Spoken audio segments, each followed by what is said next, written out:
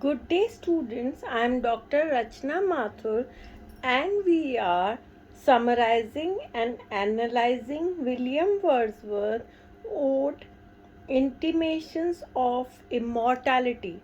So, MA previous students, I am discussing the analysis of the ode Intimations of Immortality from Recollections of Early Childhood is one of William Wordsworth's best known and best loved poems. Perhaps the best way to offer an analysis of this long poem is to go through it section by section. So, we are doing this. First, let's start with the poem's epigraph.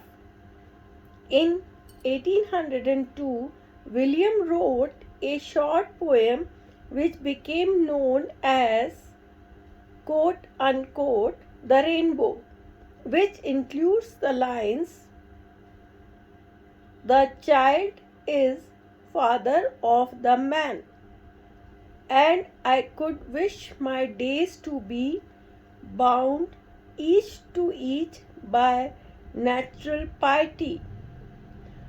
The paradox of the line, the child is father of the man, is that our childhood shapes our adulthood.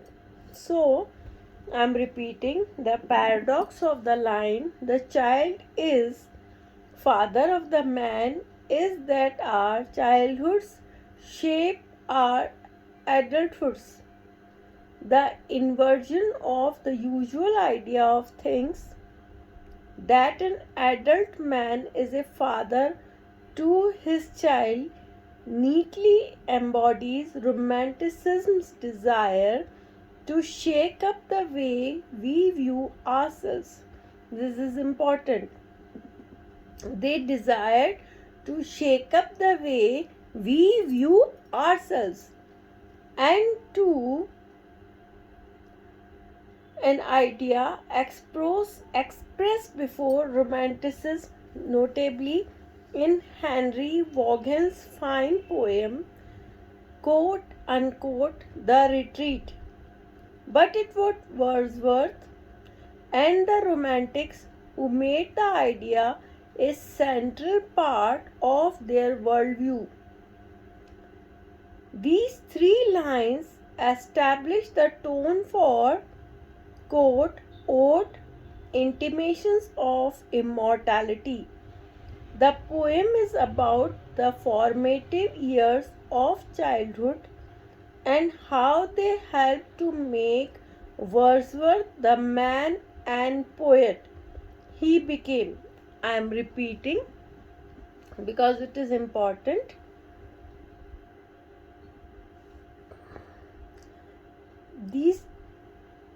These three lines establish the tone for ode, intimations of immortality. The poem is about the formative years of childhood and how they help to make Wordsworth the man and poet he became. Wordsworth wrote Ode Intimations of Immortality between March 1802 and March 1804. It was published in 1807.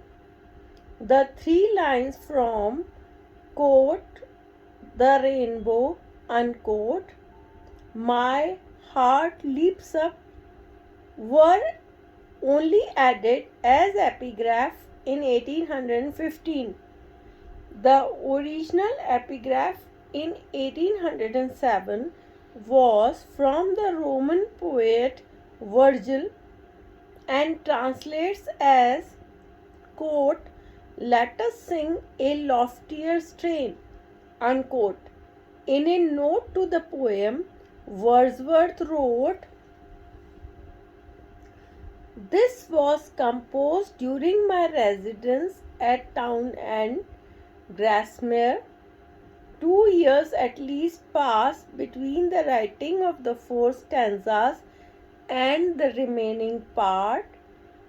To the attentive and competent reader, the whole sufficiently explains itself, but there may be no harm in adverting here to particular feelings or experiences of my own mind on which the structure of the poem partly rests.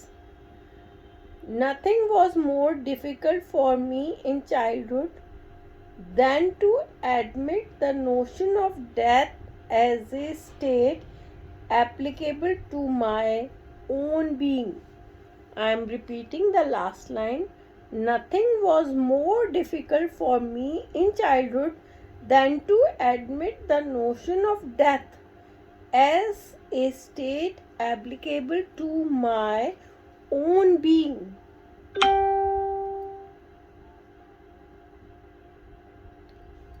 So, I am reading the first stanza. There was a time when meadow, grove, and stream, the earth, and every common sight to me did seem apparent in celestial light, the glory and the freshness of a dream. It is not now as it hath been of yore. Turn wheresoever I may, by night or day, the things which I have seen I now can see no more.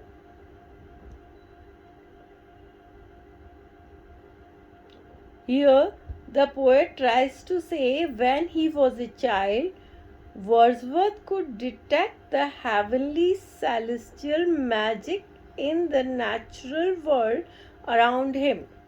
So, when he was a child, this is important, Wordsworth could detect the heavenly celestial magic in the natural world around him.